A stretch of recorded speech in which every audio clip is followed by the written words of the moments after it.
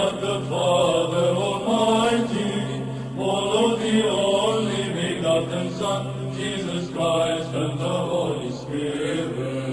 O Lord God, Lamb of God, Son of the Father, who takest away the sin of the world, have mercy on us, thou who takest away the sins of the world. Receive our prayer, thou who sittest at the right hand of the Father.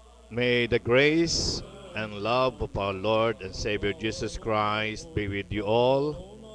Ito po si Father Philemon muli po na magpapahayag sa inyo ng Light of Orthodoxy, Liwanag ng Katotohanan, dito po sa Kakampi Online, www.justin.tv/kakampi 2014, www.ustream.tv/channel/kakampi online.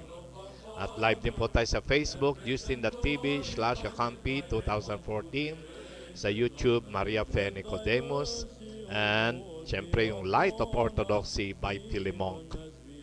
Light of Orthodoxy, Philemonk.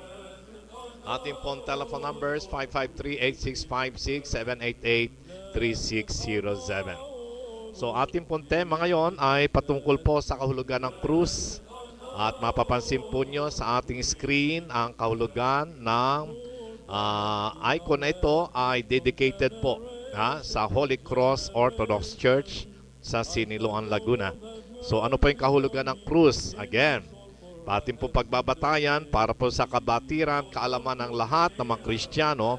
Ito po ay simbolo ng Kristiyano noong una pang panahon, na ito po ang ikangay identification ID.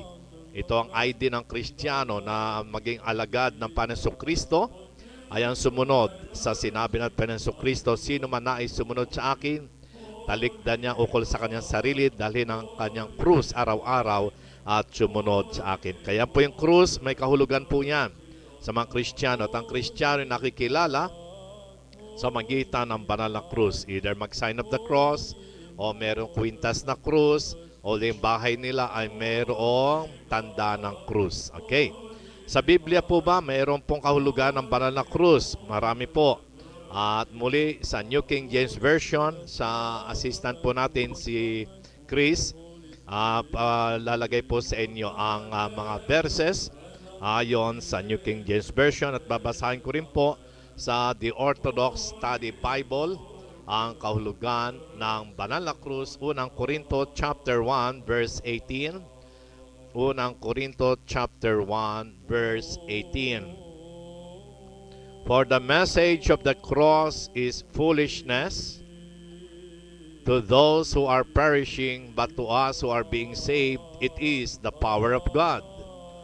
Sapagkat ang mensahe tungkol sa krus ay kahangalan para sa mga napapahamak, ngunit sa atin na mga inililigtas, ang krus ay kapangyarihan ng Diyos. Yan, maliwanag po dyan, ano? So, maliwanag po na tunay nga po ang banal na krus na ito po ay identified, pinabanal ng dugo natin Panginoong Kristo. Ito po ang kapangyarihan ng Diyos na nagligtas sa sangkatauhan, ligtas sa kasalanan, ligtas sa kamatayan. Yan po ang banal na krus. Yan po may napapahamak at mayroong naliligtas. Sa mga napapahamak, ang krus ay kahangalan. Sa mga naliligtas at naniniwala sa Diyos, ito po ay kapangyarihan ng Diyos. Yan ang kaligtasan nila. Okay. Sa sulat din po ni San Pablo sa Galatia chapter 6 verse 14, maliwanag po na yun din po sa New King James Version. At ito rin babasahin ko rin po sa Orthodox Study Bible ang kahulugan ng Galatia chapter 6 verse 14 na ayon po sa Orthodox Study Bible. Okay? But God forbid that I should boast except in the cross of our Lord Jesus Christ, by whom the world has been crucified to me, and I to the world. Huwag naway pahuntulot ng Diyos na ako pag mapuri ko lamang ay ang krus ng ating Panginoong Kristo. sapagkat ang sanlibutan ay patay na sa akin, na crucified na sa akin, at ako ay namatay na sa sanlibutan. So maliwanag po dyan, no? Yan po ay pinagmamapuri ni Apostol Pablo, pinagmamapuri ng mga Kristiyano, ang banal na krus. Ha? Sapagkat kung paano ating Panginoon Kristo, ang ating Maestro, ang ating tagapagligtas ay kusang loob, ha? At napasakop sa kalooban ng Ama sa langit, naging masunurin sa kalooban ng Diyos, maging kamatayan man sa krus. So ganun din po mga Kristiyano, maging unang panahon pa rin po, pinagmamapuri nila ang krus, hindi sila natatakot na sila'y usigin at patayin, sapagkat sila po'y nakiisa na sa ating Panginoon Kristo na pinatay sa krus, ngunit muling nabuhay. Ganon din po mga Kristiyano, ang pag-asa natin magkaroon ng bagong buhay, at yan po ay sa magitan ng wastong pag-unawa sa kahulugan ng banal na krus. Sa Filipos chapter 3 verses 18 to 19, yan pa rin ang sinulat ni San Pablo tungkol sa mga Kristiyano naman. Para sa Kristiyano taga Filipos chapter 3 verse 18, at yan po babasahin ko naman 18 and 19, ha? Dalawa po yan sa Orthodox Study Bible.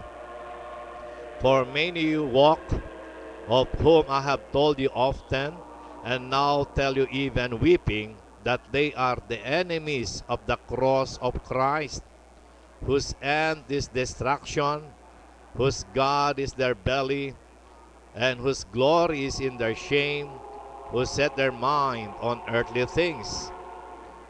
Sa Tagalog, more or less, ganito pong kahulugan.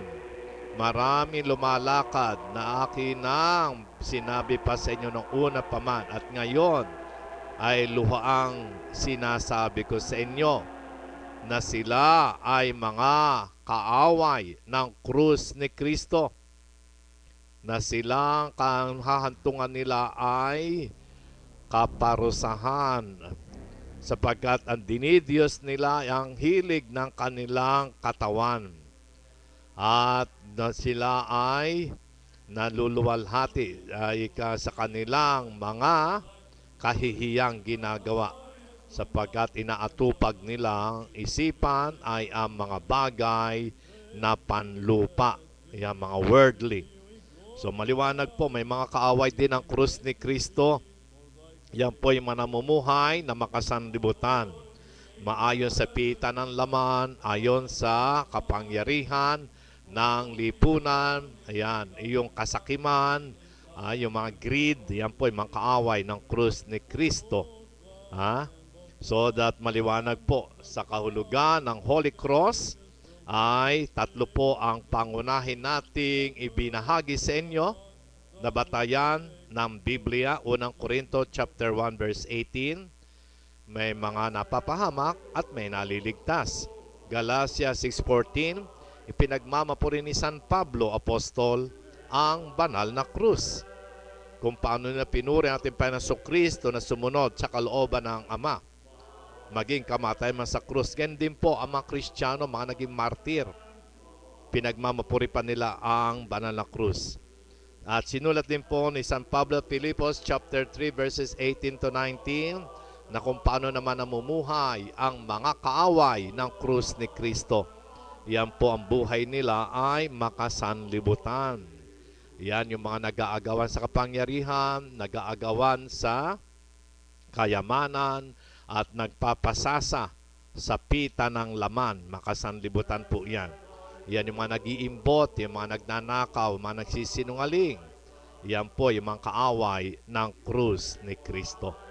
So that maliwanag po sa atin po na bahagi ng Light of Orthodoxy, sa tema ng doxology, mapagpupuri tayo. Glory unto God who gives us light.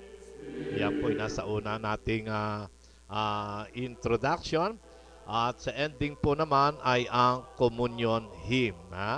We have seen the light, the true light, and have received the heavenly spirit. We now have found the true faith by worshiping the undivided Trinity, who has saved us. Save us.